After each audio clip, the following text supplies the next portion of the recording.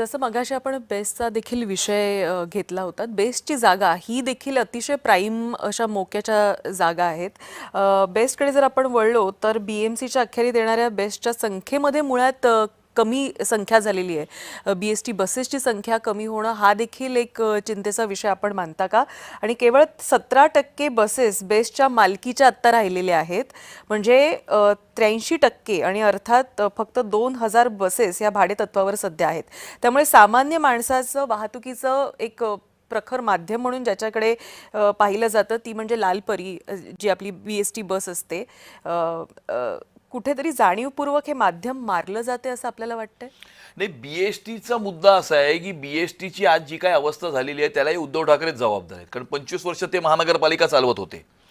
BSTची एक economic feasibility study करणं आवश्यक आहे की BSTला आपण कसं सस्टेनेबल करू शकतो.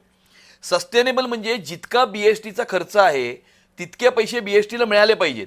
मग ते ॲडव्हर्टायझिंगच्या मार्फत असतील किंवा अजून मार्केटिंगच्या मार्फत असतील, परंतु याच्यामध्ये कुठेतरी भ्रष्टाचार होतोय आणि भ्रष्टाचारामुळे लिकेजेस असल्यामुळे BSTचं मॉडेल हे या ठिकाणी सस्टेनेबल राहिलेलं नाही आहे. परंतु BSTचं मॉडेल सस्टेनेबल करण्याच्या दृष्टिकोनातून पावलं उचलणं आवश्यक आहे आणि आमची महानगरपालिकेमध्ये महायुतीची सत्ता आल्यानंतर आम्ही ते करू.